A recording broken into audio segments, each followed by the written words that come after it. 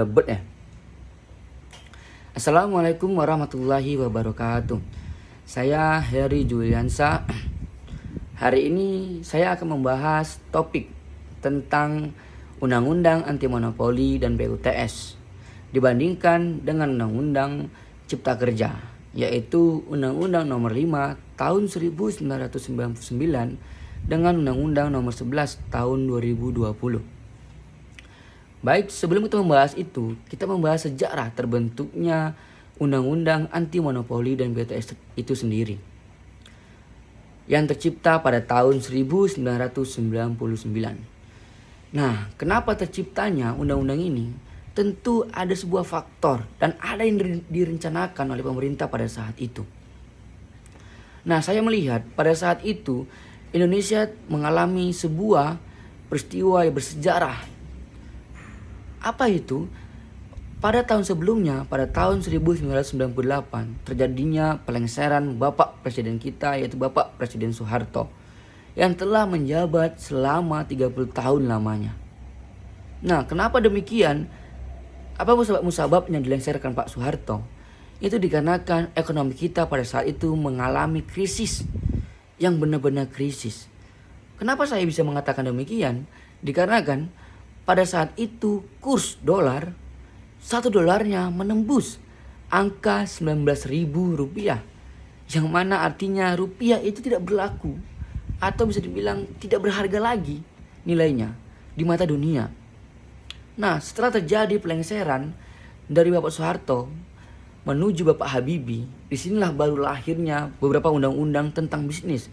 Dan salah satunya yaitu Undang-Undang Anti Monopoli dan BUTS serta Undang-Undang Penanaman Modal dan lain-lainnya.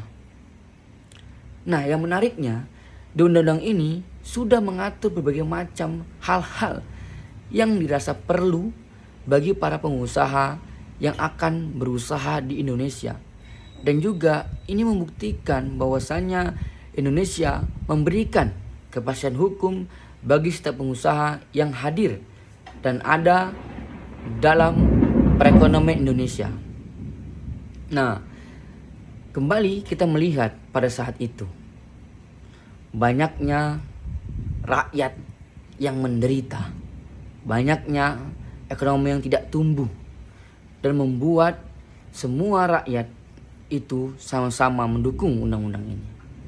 Nah, pada saat itu kita bisa melihat pertumbuhan ekonomi cukup cepat, baik dalam kurs dolar yang menurun hingga mencapai 10.000 rupiah dalam kurun waktu setahun setengah mungkin perkiraan. Nah, itu membuat kita semakin pede untuk menerima para pengusaha-pengusaha dari luar negeri sana. Nah, di sini juga sudah banyak yang mengatur tentang larangan, baik itu monopolinya. Contohnya seperti apa? Pengusaha tidak boleh menguasai pasar sebanyak 50% plus 1. Nah, di sini juga banyak, kita tidak boleh namanya dumping dan lain-lain di dalam undang-undang ini. Dan itu cukup membantu dan cukup memberikan kepastian hukum bagi seluruh pengusaha. Nah, juga di sini terdapat bagaimana cara penyelesaian sengketanya, yaitu di KPPU untuk menyelesaikan sengketa anti monopoli ini. Nah, waktu sudah berlalu, banyak hal-hal yang terjadi, seperti banyaknya pelanggaran, banyaknya sengketa-sengketa yang telah diselesaikan KPU. Nah, hari ini kita melihat ada undang-undang baru, yaitu Undang-Undang Cipta Kerja, tepatnya Undang-Undang Nomor 11 Tahun 2020. Nah, menariknya undang-undang ini membuat sebuah peraturan, berbagai macam aturan yang terdapat di dalamnya, bab per babnya, pasal per pasalnya. Namun yang kita lihat di sini ada beberapa pasal yang berujuk kepada berubahnya Undang-Undang Anti Monopoli dan BUTS ini, yaitu pasal 44, 45, 47 yang dirubah. Dan juga ada pasal 49 yang dihapuskan di undang-undang ini. Apa-apa saja itu? Nah, ini menarik kita bahas. Sebelumnya, pada Undang-Undang Anti Monopoli dan BUTS, penyelesaian sengketa apabila para pengusaha tidak terima atas putusan dari KPPU itu bisa mengajukan banding ke pengadilan negeri. Nah, dalam Undang-Undang Cipta Kerja itu dirubah kompetensinya. Apa itu? Ya, ketika para pengusaha tidak terima atas putusan dari KPPU, ini berubah bukan lagi ke pengadilan negeri, melainkan ke pengadilan niaga. Nah, tentu di sini ada kelebihan dan ada kekurangan menurut saya. Apa itu kekurangannya? Kekurangannya, pengadilan niaga hanya ada 5 di Indonesia. Tentu apabila semua sengketa KPPU yang tidak diterima oleh para pengusaha dan para yang bersengketa, itu menimbulkan hal-hal yang akan menjadi kewenangan kompetensi pengadilan niaga nantinya. Nah, tentu contohnya kita contohkan apabila terjadinya sengketa di Pekanbaru, di mana kita akan menuntut bandingnya? Tentu di Medan, karena di Medan yang ada pengadilan niaga di wilayah Sumatera ini. Selanjutnya di wilayah ibu kota sana. Nah, pertama kita akan menghabiskan anggaran yang lebih untuk mengenai transportasi mungkin. Atau mungkin sekarang bisa online ya. Nah, kedua, kelemahannya apabila ini terjadi dan tidak ada tambahan menurut saya pengadilan niaga, itu akan membuat pengadilan niaga keteteran terhadap kasus-kasus yang nanti akan masuk, perkara-perkara banding yang akan diajukan oleh para pengusaha ketika tidak terima dengan putusan dari KPPU. Nah, itu dia. Dan apa kelebihannya? Kelebihannya memang para pengusaha akan ditangani oleh orang-orang atau oleh hakim-hakim yang cukup berkompetensi di sini. Mengapa demikian? Dikarenakan begini, pengadilan niaga itu adalah pengadilan yang sudah terbiasa menangani kasus-kasus bisnis yang terjadi di Indonesia. Nah, tentunya baik itu hakim karirnya, hakim ad hocnya, itu pasti sudah memiliki sertifikasi yang cukup berkompeten dalam menangani perkara-perkara bisnis. Nah, itulah mungkin sedikit kekurangan dan kelebihan dari pindahnya kompetensi kewenangan pengadilan negeri pindah ke pengadilan niaga. Nah, selanjutnya apa? Selanjutnya tidak ada lagi sanksi pidana tambahan di sini. Nah, dirubah. Sebelumnya ada dan sekarang tidak ada, yaitu pasal 9 yang dihapuskan. Lalu ada juga beberapa pasal yang menurut saya ya ada plus minusnya lah. Yang pertama mungkin kita melihat bagaimana terkait masalah denda.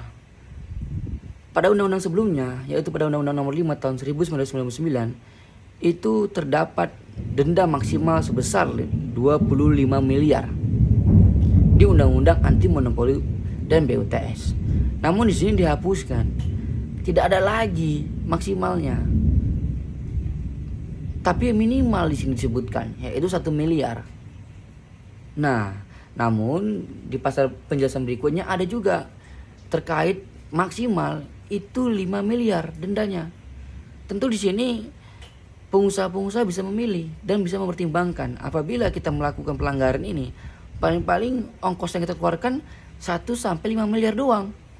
Nah, ini menurut saya bisa membuat celah baru bagi pengusaha-pengusaha yang nakal. Ditambah lagi kelemahannya yaitu denda maksimal 5 miliar atau kurungan penjara selama setahun. Nah, jadi sini menurut saya menimbulkan peluang baru ketika bersengketa.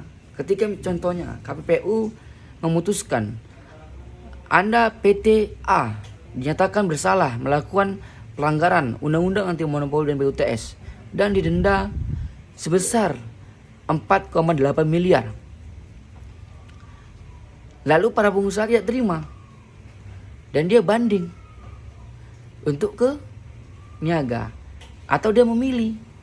Kan ini ada celahnya, yaitu atau denda kurungan selama 1 tahun. Nah, tentu nanti para pengusaha bisa melakukan ke penyidik dalam kasus tindak pidana. untuk disidiki dan disidangkan apakah benar pengusaha ini bersalah atau tidak. Nah, apabila benar dan bersalah, tentu putusannya akan mengeluarkan putusan sebanyak 1 tahun penjara. Dan menurut saya, kalau saya pun disuruh memilih denda kurungan 1 tahun atau denda sebesar 5 miliar, tentu saya pasti lebih memilih ke 1 tahun penjara. Karena ekonomi itu cukup banyak rasanya 5 miliar itu. Nah, mungkin itu beberapa pasal yang dirubah yang menurut saya cukup menarik untuk dibahas. Dan juga ada sebenarnya banyak hal yang perlu dibahas di sini. Contohnya kembali, yaitu terkait masalah pergantian biaya selama pelanggaran. Kalau saya tidak salah, itu dibagi menjadi 50% dari keuntungan saat para pengusaha melakukan pelanggaran tersebut. Contohnya, kita buat mereka menguasai pasar 50% per satu selama 3 tahun. Dari tahun 2016 sampai ke 2019. Nah, keuntungan itu selama 3 tahun ini hanya 50% lah nanti yang dikenakan untuk pengusaha. Keuntungannya. Nah, yang kedua itu 10% kalau saya tidak salah selama mereka melakukan pelanggaran juga. Nah, izin mungkin hanya itu yang bisa saya sampaikan. Terima kasih. Mohon maaf jika ada salah. Wabillahi taufiq wal hidayah. Wassalamualaikum warahmatullahi wabarakatuh.